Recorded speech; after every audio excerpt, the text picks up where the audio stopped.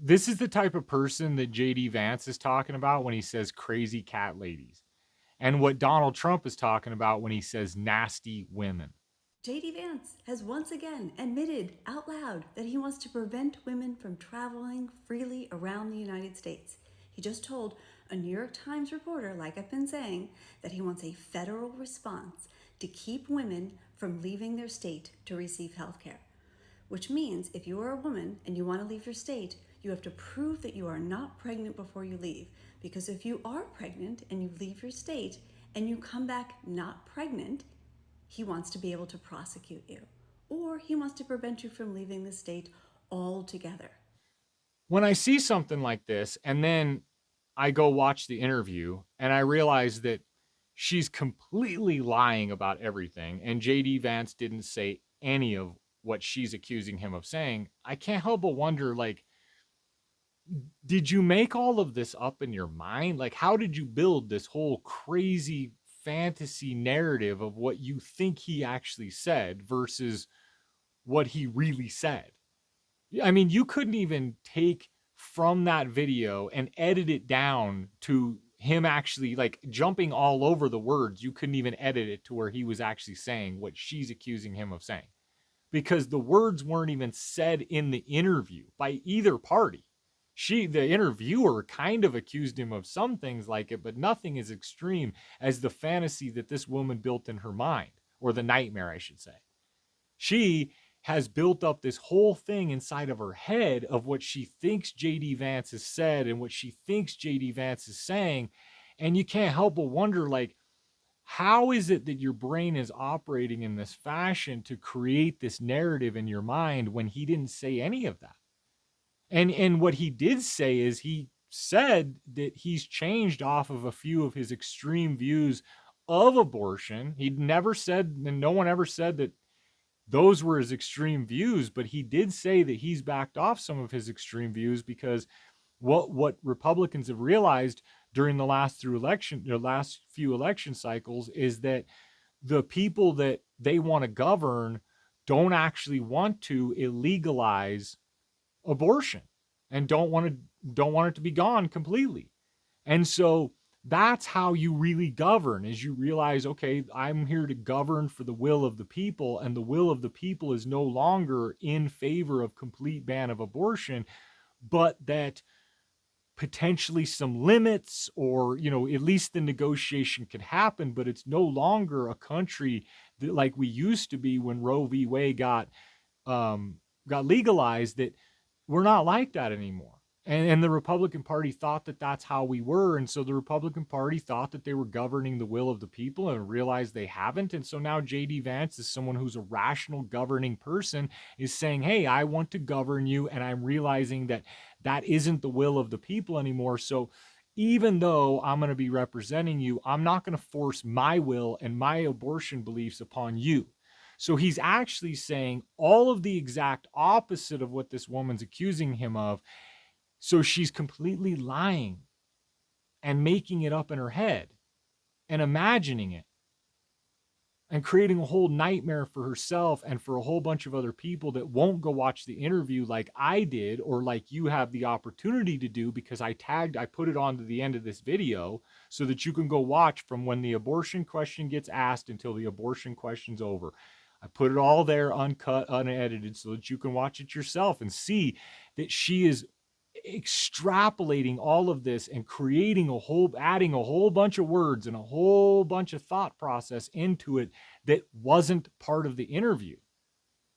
And so I can't help but wonder, like, where is your crazy mind getting all of this at and creating all of this stuff? We're seeing this happening so much with the Democrat Party, that they're taking small ideas and adding all of what they think someone believes, all of what they think someone's really saying behind the scenes with their jaded viewpoint of the world, adding all of this stuff that nobody's saying, and then accusing people of saying it. And then when you go watch the interviews, like you'll be able to in a minute, it's not there. If anything, it's the exact opposite of that when a rational mind views it. So I'm curious what you guys think. I'm curious if you think he actually said those words too. I'm curious what you think he said. So add it in the comments. Watch the video after I'm done here. Thank you for watching. Thank you for listening to me rant for a minute. Watch the interview and listen to the rest of this crazy lady's rant. This is a law that would not apply to men. It would only apply to women. So if men want to leave their state to get whatever erectile dysfunction surgery or medication they need, feel free, but women are not allowed to leave.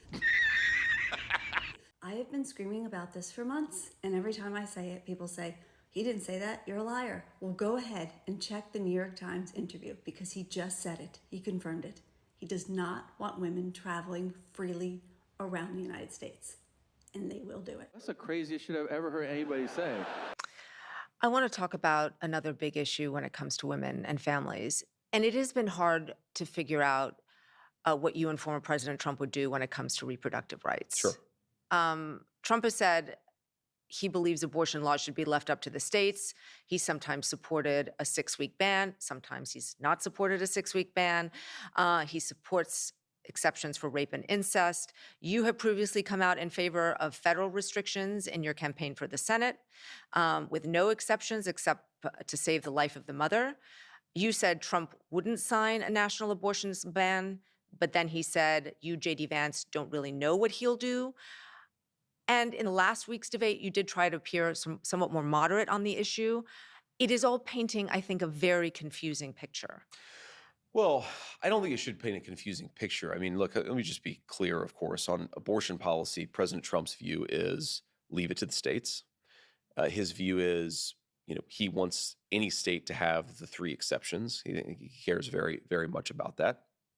And national policy should focus, as I said in the debate, on expanding the optionality. Because again, I knew a lot of young women who had abortions. Almost always it was motivated by this view that that was the only choice really available to them. That if they had had the baby, it would have destroyed their relationships, their family, their education, their career. And I think that we want to be pro-family in the fullest sense of the word. We want to promote more people choosing life. And I say this as a person who wants to encourage young women and young families to choose life. But I think that there has to be a balance here, a balance between states that are making their own abortion policies. Of course, California is going to have different policies from Georgia, as we've already seen. And then at the federal government, promoting and increasing the optionality, the choices available, which is going to make it easier for women to choose life in the first place. And look, you talk about being confused. I never came out for a national abortion ban, no restrictions. What I did, to be clear, in my Senate campaign, is I endorsed the Lindsey Graham bill that had exceptions and that would have, after a threshold, I think it was 15 weeks, said with reasonable exceptions, after 15 weeks, that's a reasonable place to kind of draw the line. You said in a podcast, I'm just going to quote here, that you'd like abortion to be legal nationally. That was on the podcast Very Fine People in 2022. And you've discussed the fact that people might be able to get abortions in other states. And you said you would need some federal response to prevent that from happening. I'm pretty sympathetic to that, actually. Well, what Trump has said and what we've said on this campaign is states are going to make these choices. Now, yes, I said in a podcast, I mean, I don't have the podcast in front of me, but I'm sure that I said what you said I said. But that's just reflective of my view expressed in 2022 that I want to protect as much vulnerable life as possible. But we're in a different world than we were in 2022. Number one, of course, we now have this decision primarily thanks to the Supreme Court left to the states.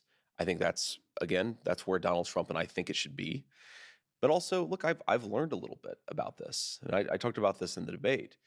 When the Supreme Court threw this back primarily to the states, what all Republicans should have learned is when you see people voting, sometimes even people who describe themselves as pro-life, voting for increased access to abortion, the conclusion that we should take from that is we've lost the trust of the American people. And, again, in 2023, I guess, we had a big referendum in the state of Ohio. I campaigned on one side the people of Ohio, not like a super right-wing state by any means, but a center-right state, certainly the state of Ohio, voted 60-40 to go in the other direction and to implement, I think, a much more liberal abortion regime than certainly the people on the other side were campaigning for. Well, what do you take from that? Right? You can take the lesson that, well, we just didn't campaign hard enough. We didn't make the case hard enough. I don't think that's right. I think the proper thing to take from that is we have lost the trust of the American people.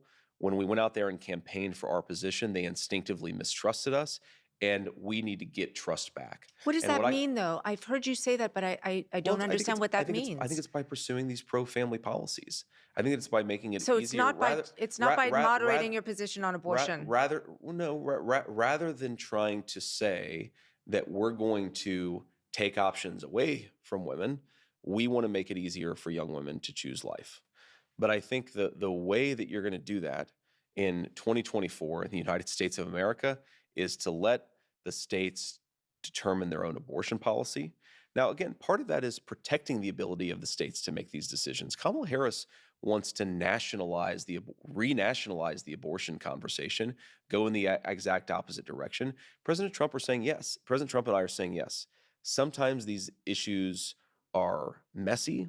Sometimes it's going to be a little unusual for, say, California to have a different abortion policy than Alabama, but democracy is sometimes messy. We want to preserve the right of the states to So make you these are decisions. okay with women traveling to another state to get an abortion? That is something that you would like to see preserved in this country? Okay.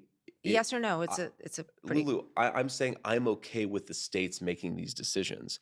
Now, you talk about what I'm okay with. Do I think that the voters of California are going to enact a more liberal policy than I might like to see? Yes. In fact, I'm certainly I accept that as the reality of the state-level, state-focused regime that President Trump and I are encouraging people to take. Am I okay with it? I don't think that's the right way to look at it. I'm okay with the states making these decisions, even if they make decisions that J.D. Vance or Donald Trump might not make.